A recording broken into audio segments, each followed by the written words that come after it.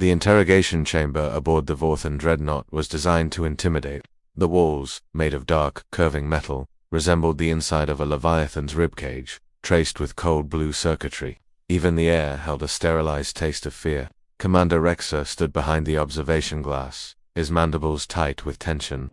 "Begin the analysis," he commanded. Inside the chamber, Sergeant Elias Ward sat calmly. He seemed entirely at ease, hands folded in his lap as if waiting for a routine checkup, not a trial before one of the galaxy's most feared empires. The scanning beams ignited, sweeping over him in layers of ultraviolet, gamma, and gravimetric pulses. Machines hummed, and data scrolled across screens faster than any organic eye could follow. Technician Vri clicked nervously. "Commander, this can't be right." Rexer narrowed his eyes. "What did you find?" The technician swallowed hard. "Nothing. No implants. No augmentations. No internal exoskeleton or synthetic reinforcements. The human is entirely organic." Rexor's mandibles twitched in disbelief. "Impossible. This human tore through 30 of our war-born." He shattered reinforced alloy restraints. "He survived a decompression event. No species does that without enhancements." Vri shook his head, helpless. "And yet, the scanners confirm it." The chamber doors hissed open and Rexer stormed inside.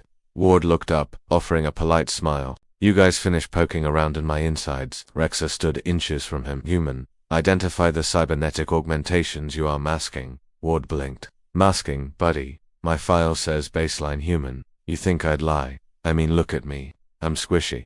The commander slammed a clawed hand down on the table, carving deep grooves into the metal. "Then explain your feats." Ward just shrugged. "Training, adrenaline, a bad day. Pick one," Rexer glared. But the human's tone remained maddeningly light. The commander stepped back, signaling for Phase 2. The walls shifted, displaying holographic replays of Ward's battlefield footage. There he was, sprinting across collapsing platforms, dragging two wounded comrades under a hail of plasma fire. Then, he tackled a 4-meter-tall Vorthan shock trooper straight through a wall. Ward winced. "Oof, I remember that hit." Rexer gestured to the hollers. "This level of physicality exceeds what your physiology should allow." "Maybe your trooper was light," Ward offered. "He weighed 900 kilos. The human blinked. "Yeah, okay, that one hurt." Rexer began to pace. "Humanity is a Tier 2 species. Unremarkable. Unenhanced. You have mediocre lifespans, weak musculature, and limited sensory range. Yet we have encountered human soldiers performing at impossible parameters." Ward leaned forward. "Sir, with all due respect, you scanned me. You saw the results. This is just what humans are." Rexer stared. "Then your kind is a biological paradox." Ward smiled. "We prefer the word resourceful." The commander exhaled sharply. "Resourceful creatures do not rip through containment alloys." Ward's grin widened. "You ever tried escaping something you really didn't want to be in?" Rexer ignored him and turned to the technician. "Run a full-spectrum psychoanalytical sweep. I want every variable, every anomaly." But the technician hesitated. "Commander, I think I understand." Both of them turned to face him. Vri spoke cautiously. "Humans are Deathworlders. Their bodies evolved under extreme conditions. Their bones are incredibly dense.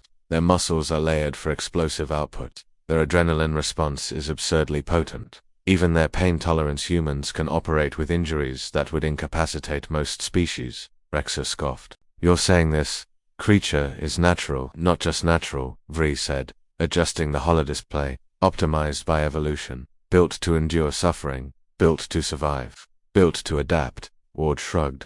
"Hey, we didn't ask for Earth, but we make do." The technician swallowed. "Commander, forcing a species like this into captivity was a mistake." Rexer glared at the human. "Is that a threat?" "Nope," Ward said. "Just a fact." The silence thickened. Then, the alarms blared. "Warning. Hull breach. Indec 4. Multiple prisoners escaping." Rexer spun around. "Your allies?" Ward shook his head. "Nope. Humans don't leave friends behind, but we also don't wait around." As if on cue, the restraints around Ward's arms snapped with a sharp crack. The technician squealed and flinched backward. Rexer stared. How Ward rolled his shoulders, working out the kinks. "You scanned my bones. Ever scanned my spirit? Hope, determination. My squad is out there, and you're between me and them." The lights flickered as the entire ship shuddered. Ward calmly rose to his feet. Rexer stepped back, raising his claws. "Human, don't do this." Ward offered a sympathetic look. "Trust me. I don't want to, but you kidnapped my people. You started this. The human began to move not fast, not aggressive, but with a terrifying purpose.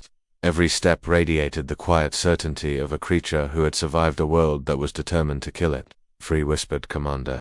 This is why they thought he was augmented. Rexer whispered back. No augmentation could make something like that. Ward reached the door and looked over his shoulder. One more thing, Commander. Rexer froze. You should probably evacuate. Why? The commander asked, his voice trembling. Ward smiled faintly. Because my friends are worse than me. And then he was gone, sprinting down the corridor as explosions echoed through the dreadnought. Rexer watched the empty doorway, his mandibles quivering. All organic, the scanners insisted. All natural, and yet somehow more dangerous than any machine the galaxy had ever built.